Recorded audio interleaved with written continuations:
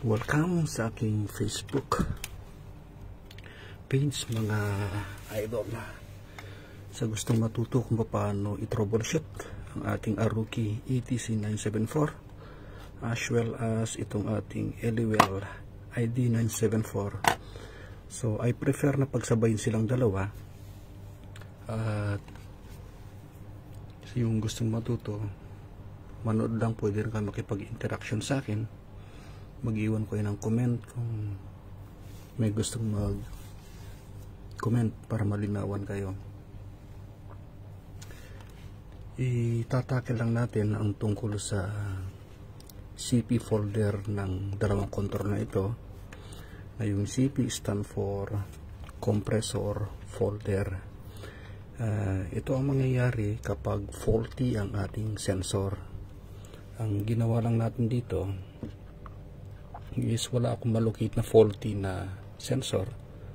So ang ginawa ko lang is i-disengage ko yung sensor 1 natin. Ayun yung kanyang room sensor. So ito yung nakikita nyo, E1 error. Ayan, E1 error na yan ay magsesend ng alarm. Makikita nyo nag-engage yung alarm natin at nagpapakita yung E1 error. Dito naman ito, recently is fix natin to, in-upload natin sa Facebook, sa YouTube din, kung paano i-fix ang ito. Ito sa mga di pa nakapanood, panoorin nyo, i-disable ko lang itong E2 alarm kasi iisang sensor ang nakalagay. So kung paano siya i-disable, i-press lang natin itong set button dito, long press nyo lang.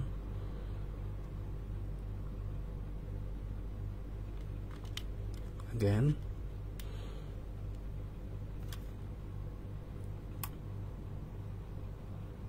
ayan, paglabas ng CP, hanapin lang natin yung ito,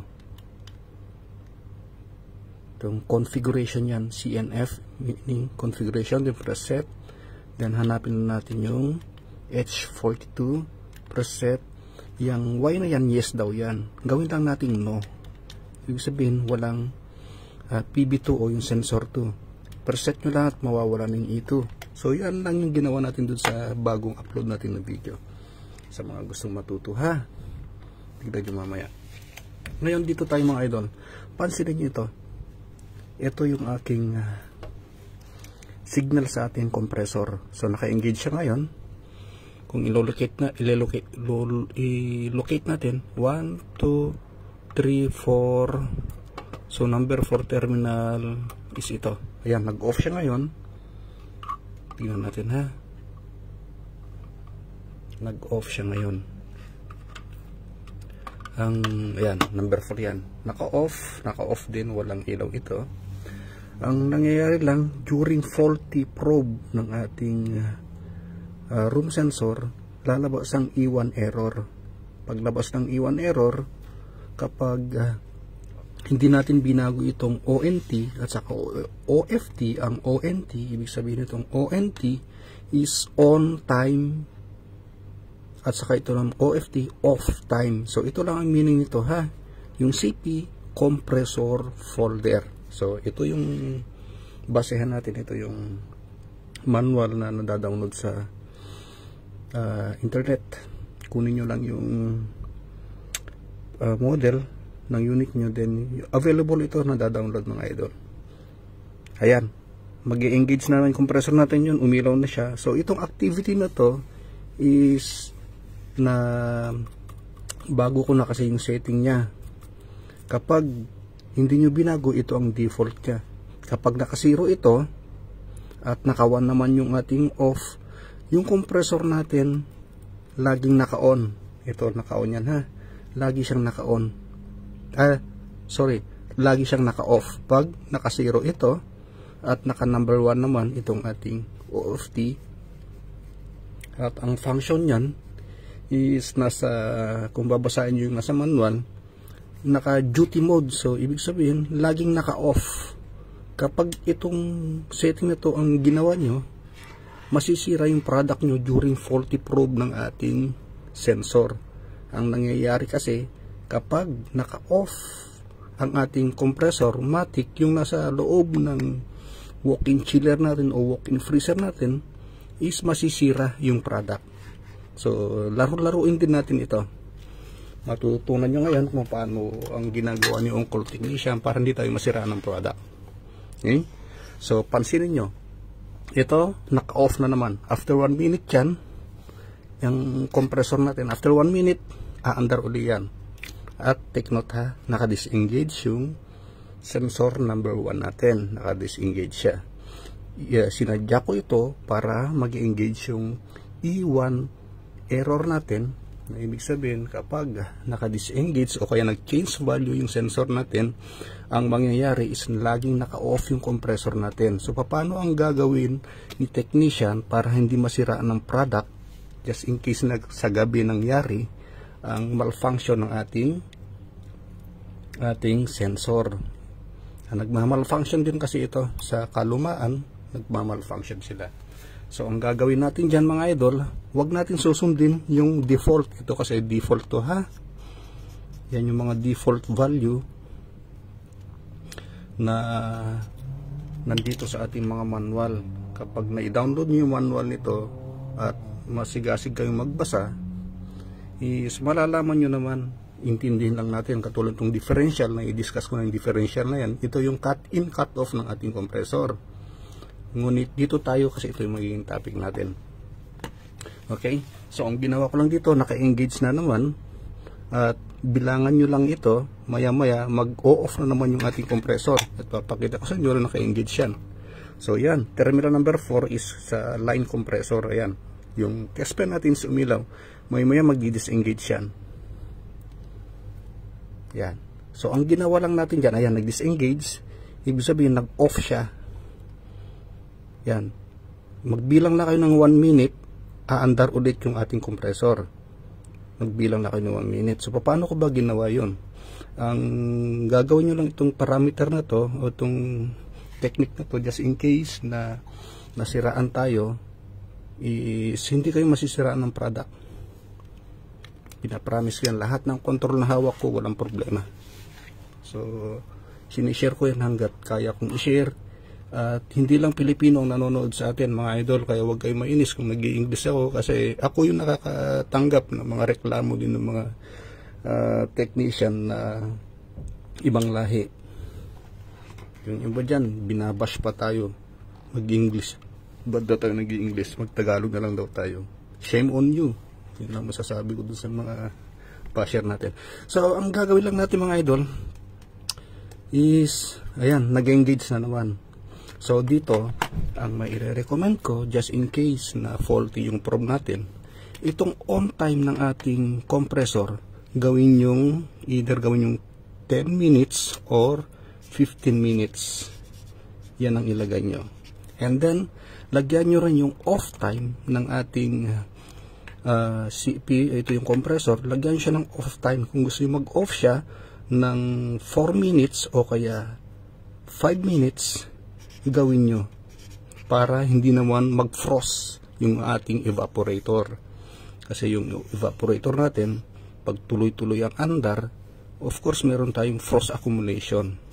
So sa mga nagre-refrigeration and conditioning, alam niyo yung sinasabi ko. Okay? Alam niyo yung sinasabi ko. So ilimit lang natin yung on time ng ating ONT parameter o code, kung sa ibang model code ang tawag nila rito. Parameter naman pag sa Dixel, itong value lang na ito ang ilagay natin. Pero dito ang nilagay ko lang dyan is 1 minute.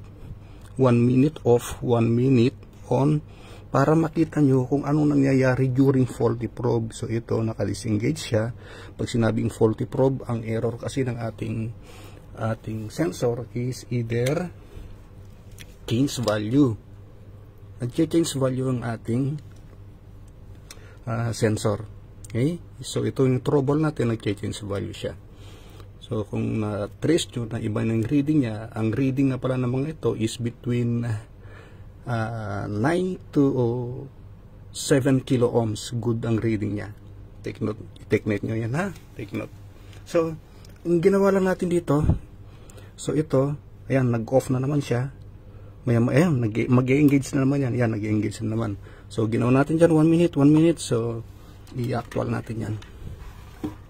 Same parameter lang sila, guys, ha? Ayan, ayan, naka-on siya ngayon. So, ang gagawin nyo lang, yung set button, press natin yung set button. Kung may mga magtanong lang kayo, guys, ha? Sana mapansin ko. Yan, may 15 na nanonood. Salamat sa inyo. Ulitin nga natin. So, i-press na natin itong set button na to. At papakita ko sa inyo paano ang ginawa natin dito na bakit nag-on and off siya. Pag appear ng compressor folder, press set natin ulit. And then, we go directly here. Okay, set taas tayo. Ayan, on time, press set. Ayan, naka-default. Ito yung default niya, naka-0. Ngayon, ang gagawin natin dito is gawin natin 10. Okay, on time, set. Gawin natin yan 10 to 15 minutes siyang naka-on during faulty probe, ha? Then, i-press nyo lang para i-memorize niya. And then, proceed tayo dito sa off time. Yung off time niya, yan ang off time. Then press natin. Ayan, nakalagay nga sa 1 kasi ito nga yung default na nasa manual. Ngayon, i-press ko lang yung up button para gawin natin 5 minutes na magpapahinga yung compressor natin.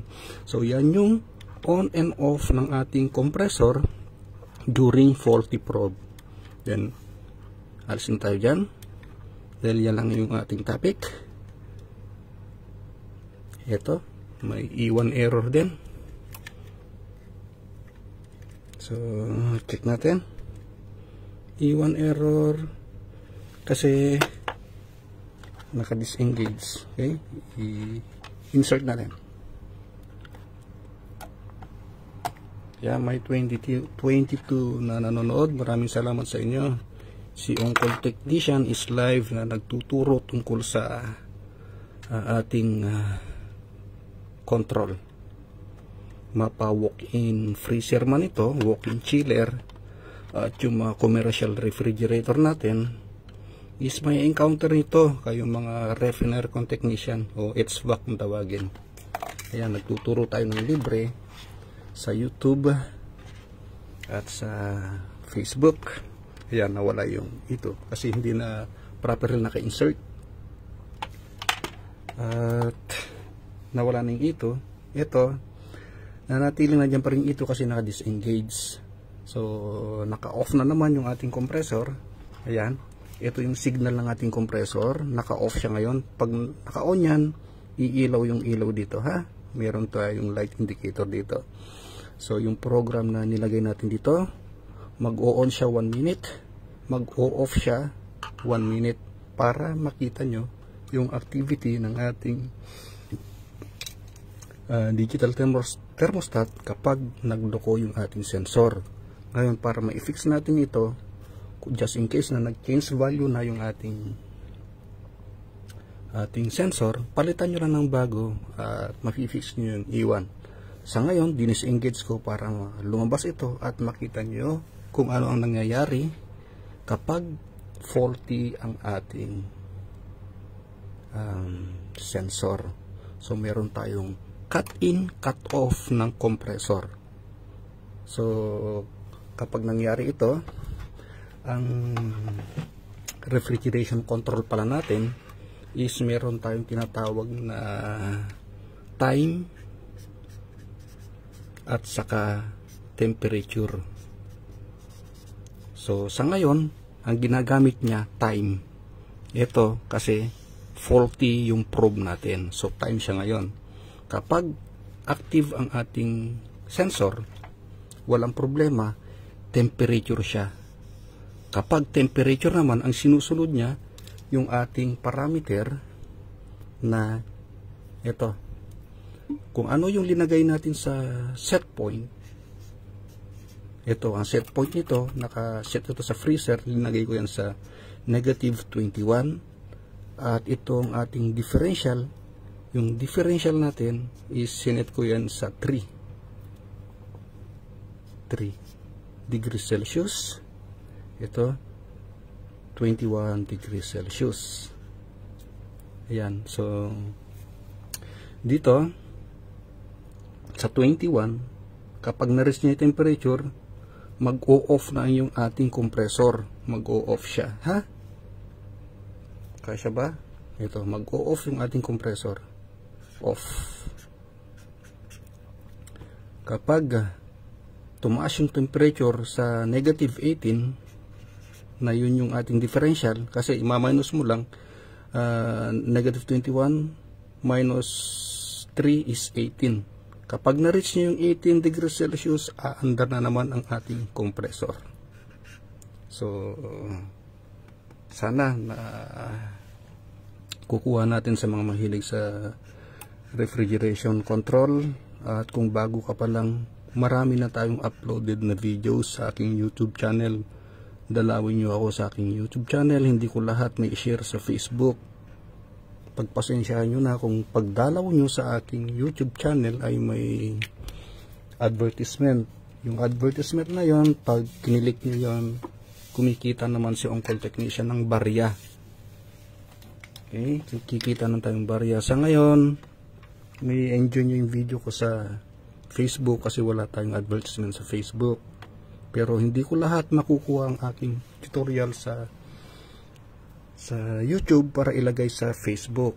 So kung gusto nyong matuto, naka-playlist po tayo sa YouTube. Naka-playlist ako doon kung anong gusto nyong control. Meron tayong Eliwell, Dixel, Karil, Lae, nakalimutan ko na iba. Ito, bago, Aruki, na pares lang sila ng program ng ating Eliwell ID974.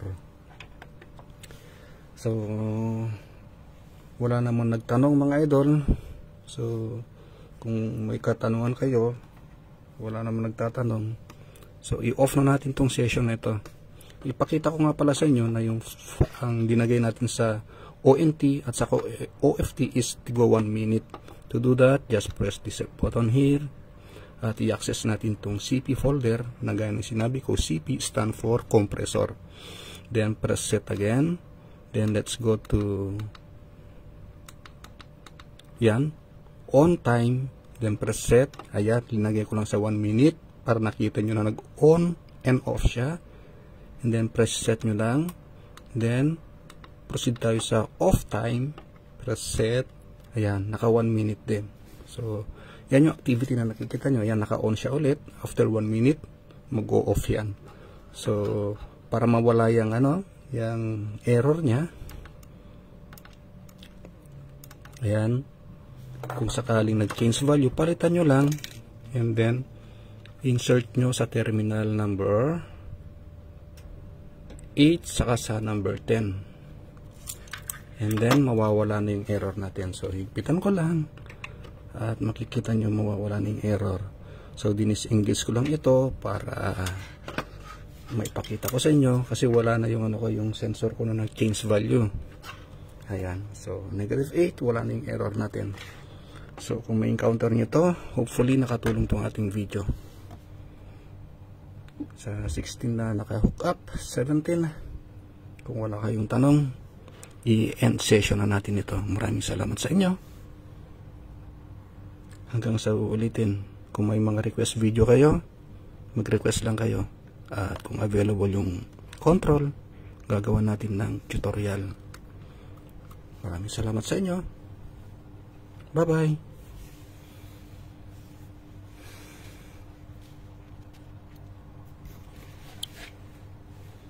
Bye-bye na guys.